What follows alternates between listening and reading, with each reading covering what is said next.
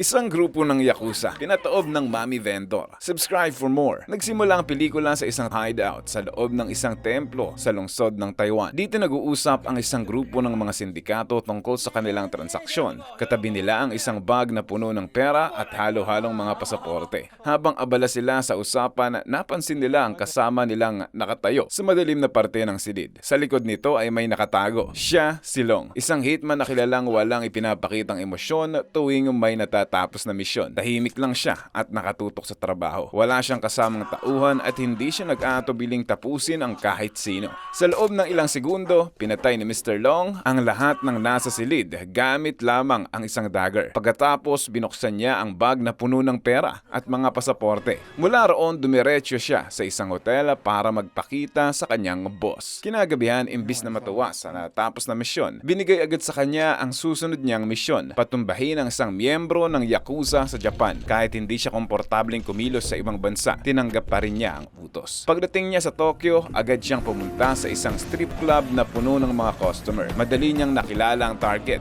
dahil sa kulay ng buhok nito. Palihim niya itong nilapitan at sinaksak, pero hindi niya alam na may suot itong body armor, kaya wala itong napala.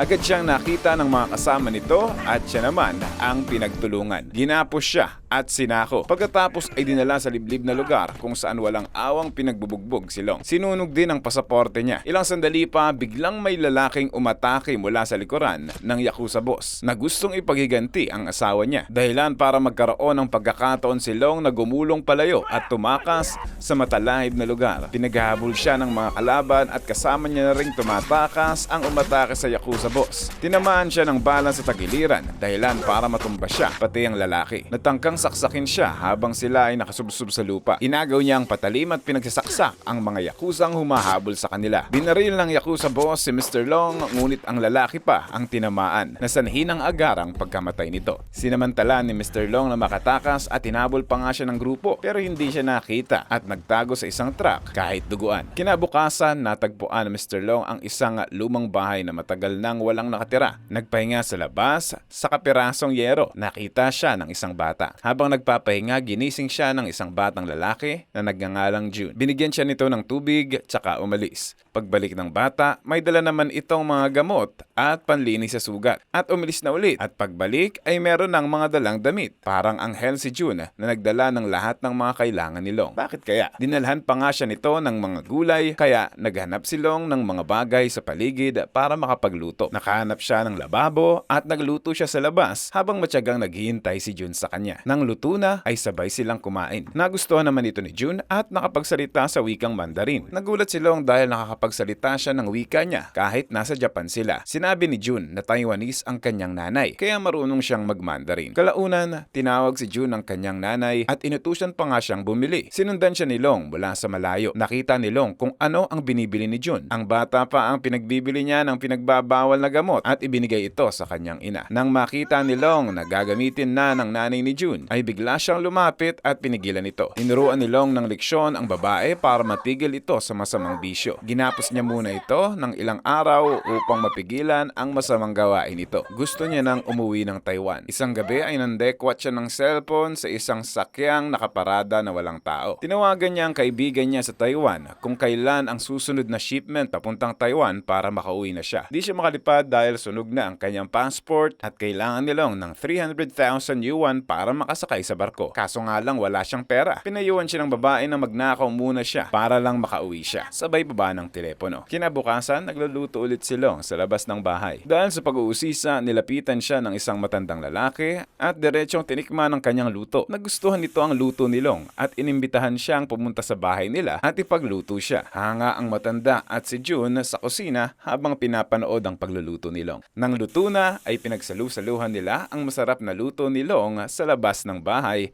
at masaya silang nagsasalo-salo. Ilang sandali pa ay dumating na ang mga kapitbahay at natikman din nila ang pagkaing niluto ni Long at nagustuhan nila ito. Dahil dito, hiniling din nila kay Long na magluto din para sa kanila sa isang okasyon. Pumayag si Long dahil kailangan niyang mag-ipon ng pera para makauwi sa Taiwan. Maraming putahe ang niluto niya para sa handaan. At habang abala ang lahat sa kasiyahan, tahimik lang si Long na nakikinig at nagmamasid dahil hindi siya nakakaintindi ng Hapon. Hanga talaga sila sa masasarap na lutuin ni Long at naisip pa nga nila na dapat daw ay magtayo siya ng restaurant pero wala naman silang pera at marami pang proseso. Kaya napagkasunduan nilang isang food cart na lang ang gagawin nila at inatasang gumawa ang mga karpintero nilang kapitbahay na hindi naman tumanggi dahil nakita ang potensyal ng luto ni Long. Dahil alam ng mga kapitbahay na bago pa lang si Long sa lugar at wala siyang masyadong gamit sa bahay, ay binigyan siya ng mga ito ng mga kagamitan para magamit niya sa araw-araw. Samantala sa bahay naman ng nanay ni June ay patuloy pa rin itong pinapakain ng anak kahit nakatali ito at unti-unti na itong bumalik sa katinuan at naging kalmado. Long kay June kung bakit siya tinutulungan at ginagawa ng mabuti ng mga kapitbahay. Sagot ng bata ay dahil daw cool siya at tahimik lang. Maya-maya dumating ng mga kapitbahay at tumulong mag-ayos at maglinis ng bahay na pansamantala niyang tinitirhan. May mga nagdala pa nga ng mga sangkap sa pagluluto at makalipas lang ang ilang minuto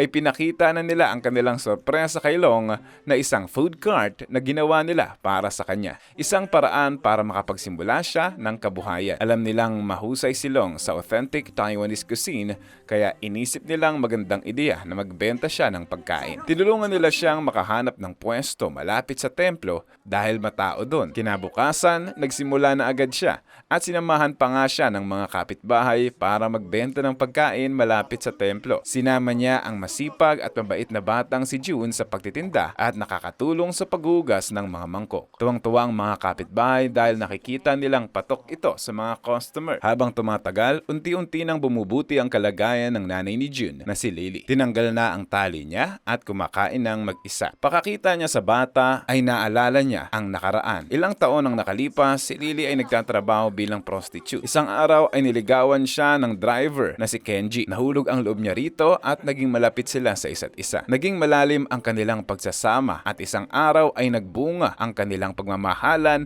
at masayang ibinalita ni Lily na buntis na siya at ikinatuwa naman ni Kenji. Ngunit nang malaman ito ng Yakuza boss na buntis si Lily, pinagbubugbog agad si Kenji at dahil sa takot ay tumakas at nagpakalayo-layo muna si Lily. Pagkatapos mga anak, napilitan si Lily na bumalik sa pagiging prostitute para mabuhay niya at mapakain ang anak niya. Isa sa mga customer nito ay si Sakata na isa rin palang Yakuza. Isang pagkakataon ay tinurukan siya ng pinagbabawal na gamot nang hindi niya alam at simula noon ay lumala na ang kanyang bisyo hanggang sa tuluyang iwan na siya ng lahat. Napilitan siyang mangupahan sa murang apartment ngunit kalaunan ay pinalis din siya dahil hindi na siya makabayad.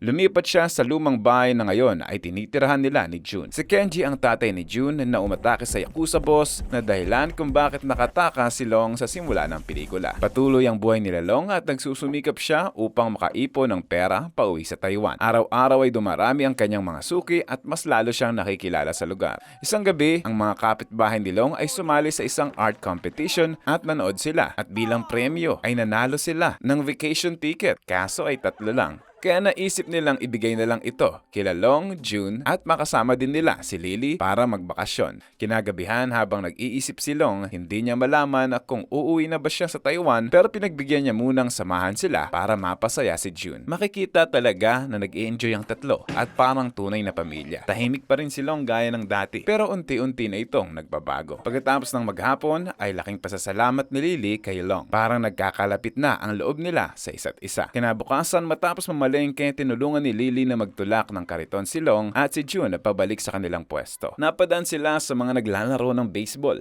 at napansin ni Long ang interes ni June sa laro. Dahil dito ay sinama niya si June sa baseball team na parang kanyang tunay na ama at ikinatuwa naman ni Lily. Pag uwi nila ay nagsanay pa nga silang magkasama. Kalaunan ay naging bahagi na nga si June ng team at isa siya sa mga nagpapanalo sa laro. Tuwang-tuwa ang mga kapitbahay nila na nag-cheer sa kanya at hindi mapigilan ni Long ang tuwa. Kinabukasan, masaya ulit silang papunta sa trabaho. Nagtutulak sila ng kariton, ngunit sa hindi inaasang pagkakataon, nakita si Lily at Sakata, ang yakuza na naging sanhi ng pagiging lulong niya sa droga. At sa takot nito ay nagpaalam muna kay Long at June para umuwi sa bahay. Labis ang panginginig niya sa takot at hindi niya alam na nasundan pala siya ni Sakata. Sinaktan siya nito, pinagagahasa at tinurukan ng pinagbabawal na gamot. Binantaan pa siya dahil sa bagong lalaking kinakasama niya. Samantala, sina Long naman at June ay walang malay sa nangyayari kay Lily. Abala silang nagtitinda, tsaka dumating si Sakata at umorder din ng pagkain at kakaiba ang tingin nito kay Long. Duda si Long sa pagmumukha ni Sakata na parang gagawa ng hindi maganda, pero hindi ito nagpahalata at binigay na lang nito ang pagkaing order niya. Pagkatapos kumain at magbayad ay nginitian pa siya nito ng kakaiba at may tinawagan pa sa cellphone. May kutob si Tom na may hindi magandang nangyayari. Umuwi na sila at pagbukas nila ng pinto sa bahay ni June ay nakita nila si Lily na wala ng buhay at sinabit ang sarili sa kisame. Agad tinakpan ni Long ang mga mata ni June, ang masamang sinapit ng kanyang ina. Lumabas muna nila at sa gulat nila, pinagwawasak ng mga kasamahan ni Sakata ang kariton nila. Ito ng mga kapitbahay ni Long at sinita sila sa ginagawa nila, pero sinaktan din ni Sakata at ng mga kasamahan niya at nadamay patuloy ang kapitbahay na ikinasama ng loob ni Long. Tsaka dumating ang Yakuza boss kasama ang Blondie na target ni Long nung una pa lang. Dahil sa nangyari ay hindi nakapagpigil si Long, ay isa-isang pinagsasaksak